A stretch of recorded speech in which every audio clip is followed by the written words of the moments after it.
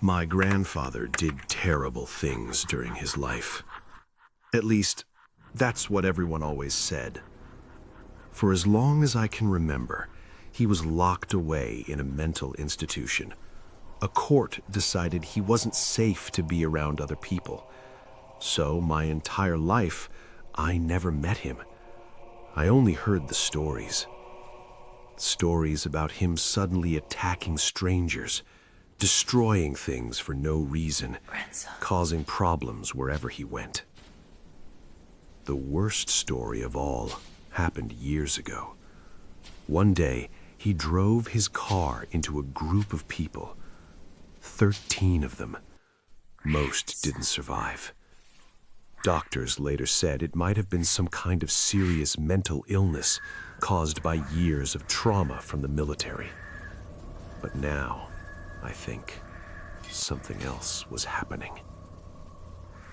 At his funeral, my dad handed me something, my grandfather's old watch. I didn't really understand why he gave it to me. Maybe he thought it would be meaningful to keep a piece of family history. The watch itself looked cheap, just a simple silver automatic with worn leather straps. Nothing special, except for the back. There was a strange symbol carved into the metal, 2 triangles overlapping like a star. But the top point of one triangle had been replaced with a small square, all inside a circle. It looked wrong, like something you shouldn't look at for too long. Even though I'm not a watch person, I wore it. For a few days, it felt kind of nice, carrying something that had belonged to my grandfather.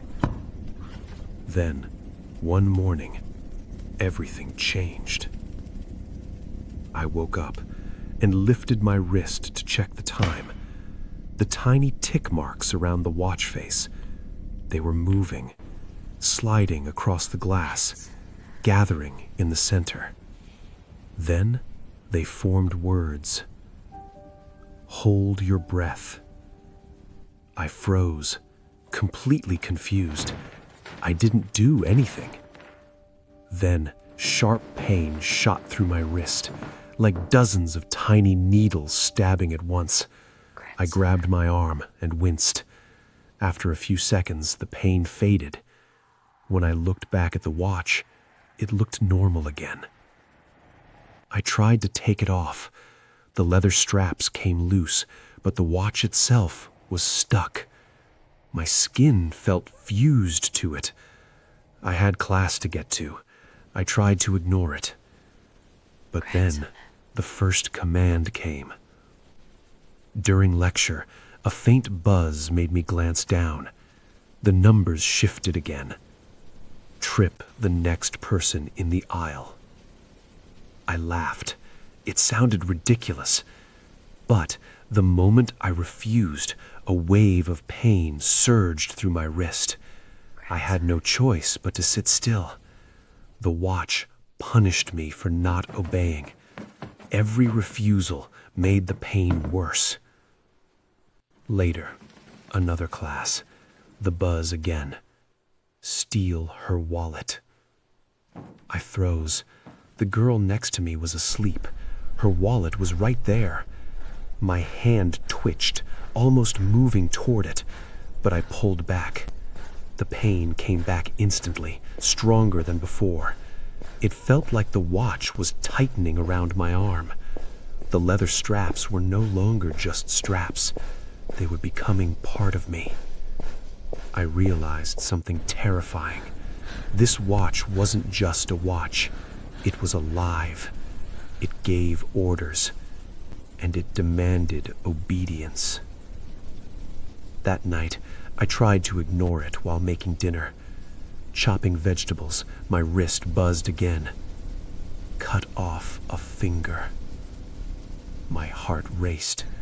I refused, and the pain came, worse than anything I'd ever felt. Fire spread through my arm. The metal crawled along my skin like it was alive. I collapsed to the floor, screaming. My roommate ran in and saw me shaking, clutching my arm. The watch buzzed again. I slowly looked down, throw the boiling water at him. I didn't want to, but before I could think, my arm moved. The pot flew across the kitchen. My roommate screamed. The hot water splashed all over him. I still hear that scream sometimes when I close my eyes. And then the final command, kill him. I couldn't. I refused. Finally, I realized I had to separate the watch from my arm. I grabbed a kitchen knife. I placed my arm carefully on the cutting board. I had to act before it fused completely. The pain was unbearable. The metal of the watch was spreading, crawling under my skin, but I forced myself to keep going. I worked until the watch finally came off. It left marks on my wrist, skin stretched and burned, but it was gone. Now I'm in a hospital bed. Psychiatrists are asking questions. Doctors say I lost my mind. They think this was all a hallucination. But I know the truth.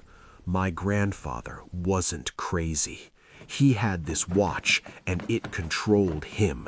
It made him do things, terrible things, just to survive. I inherited it. I survived. But the watch, it's still out there, waiting for someone else to wear it. If you ever inherit something strange from your family, think twice. Think 3 times. Would you wear it, or would you leave it buried forever?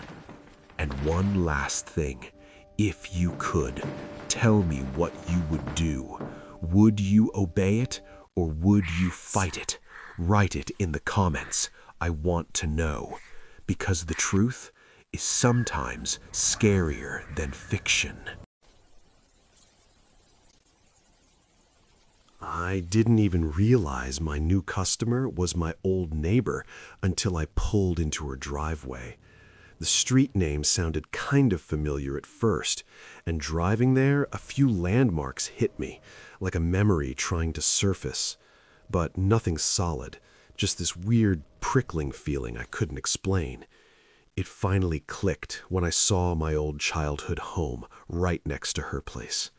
Yeah, I know, it's weird it took me that long. I didn't recognize it on Google Maps either. My uncle had moved me out of that neighborhood when I was 6. I barely remembered anything about that street or that house. My girlfriend, Ellie, she said that's normal. Said maybe my brain just blocked it all out on purpose. I sat in my van, gripping the steering wheel, staring at my old home. It backed onto a big patch of woods, tall trees like they were watching.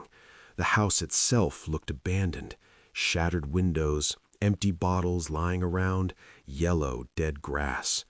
Clearly, no one had lived there in years. A heavy feeling settled in my chest. For a second, I thought about just leaving, but I'd only just started my lawn mowing business. I needed the money. This woman, she was my 3rd customer so far. She hadn't called like the others. She emailed. Am interested in your service. Every week, Sunday work? ? I replied, said Sundays were fine, asked for the address. Then she sent another message. Door left open Sundays, money on table, help self to drink, and meal. Weird, right? Why contact someone an hour away instead of a local guy? But she promised a big tip. Still sitting there, I tried to remember her. Old lady, maybe? The emails felt that way. But I couldn't picture her face at all. Just blank. Another thing lost to that foggy memory of my childhood. Her lawn, it was completely out of control. Knee-high grass, thick, uneven, wild. The house itself, though, looked totally normal. A neat 2-story place with a front porch. Well kept enough that the messy yard felt off, almost like it was on purpose. I hesitated. Should I knock or just start mowing? In the end, I got to work. Part of me didn't want to meet her yet. I couldn't explain why. As I mowed, my eyes kept drifting to the fence, the one between her yard and my old home. It was massive, easily 10 feet tall. I couldn't believe something like that was allowed on a quiet suburban street. But it wasn't just the size. Every time I looked at it, pressure built behind my eyes, like a memory trying to force its way up, while something inside me fought it just as hard. The effort made my head throb. Then, for a split second, I remembered hair. Long, black strands, tangled and thin, draped over the timber, hanging like a ragged curtain.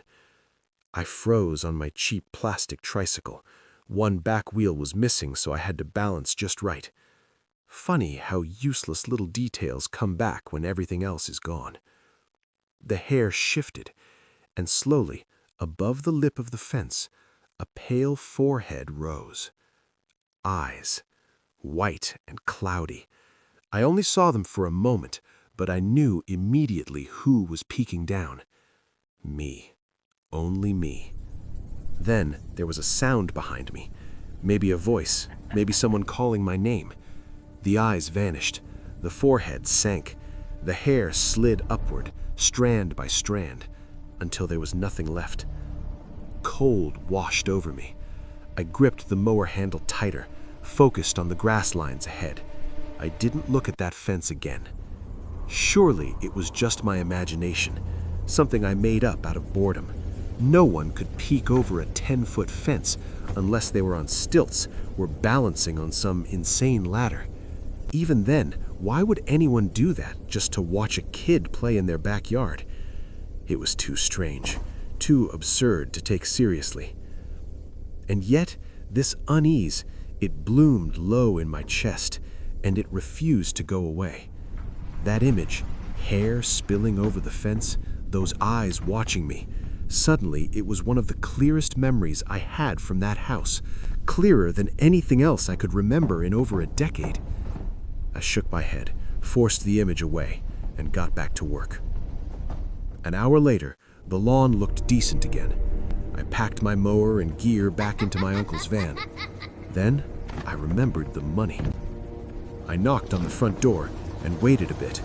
She did say to let myself in, but it felt wrong to just walk in. I waited a few more minutes, then finally reached for the handle and stepped inside. "Miss Ramona, are you home?" I called out. I remembered her name from her email. The first thing I noticed, the ceiling.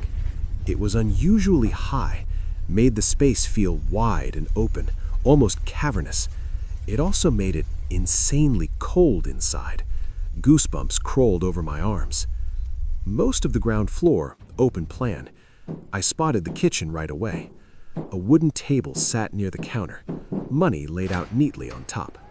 Beside it, a glass jug of lemonade, ice cubes floating, a clean glass, a sandwich on a plate. She said to help myself, but I hesitated. I hadn't even met her yet. I picked up the money, nearly choked when I counted it. 4 $50 notes. I only charged $60. She promised a tip, but this was way too much. What if she was elderly? What if she miscounted? I took 100 and left the other 100 on the table just in case. Then, I heard something upstairs. A wheeze, wet, uneven, like air being dragged through damaged lungs. 2 sharp creaks, floorboards snapping under weight. My body froze. Someone was definitely home. I stared at the staircase. "Hello?" My voice sounded way too loud. "Miss Ramona?" No answer. I edged closer, heart pounding. The noises replayed in my head. What made them? Had she fallen? Was she hurt? If she was elderly, I told myself I should check. That's the decent thing. But another part of me screamed to leave, sudden, absolute, like I wasn't meant to be there, like bait. I turned back to the table, picked up the sandwich, my hands shaking.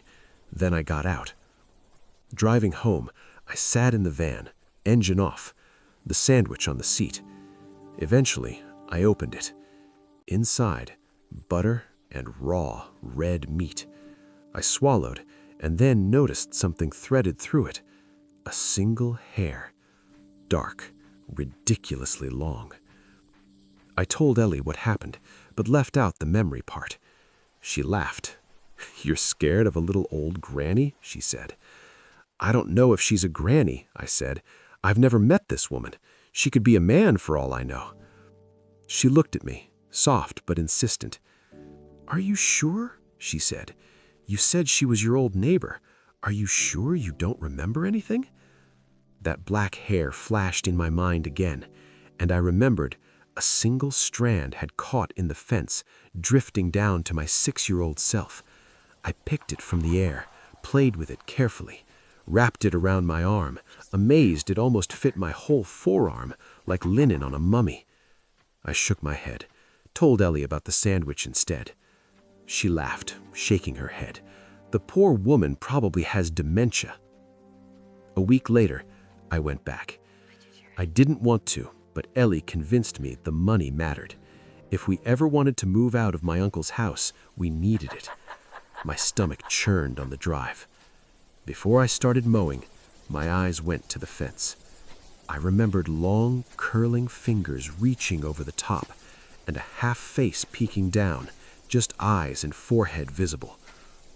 I went inside to get my payment. This time, $300 on the table. Beside it, a note, thin, spidery handwriting. "Take all money. Why no drink?" I looked at the lemonade, filled glass, planned to pour half down the sink just to make it look like I drank some. But for some reason, I took a small sip. Cold, sweet, good. After that, the memories came back, stronger than ever. That night, I had a dream. Strange dream about food being tossed over a huge fence. Sometimes it was a roast chicken, still warm inside a plastic bag, juices sloshing around inside it.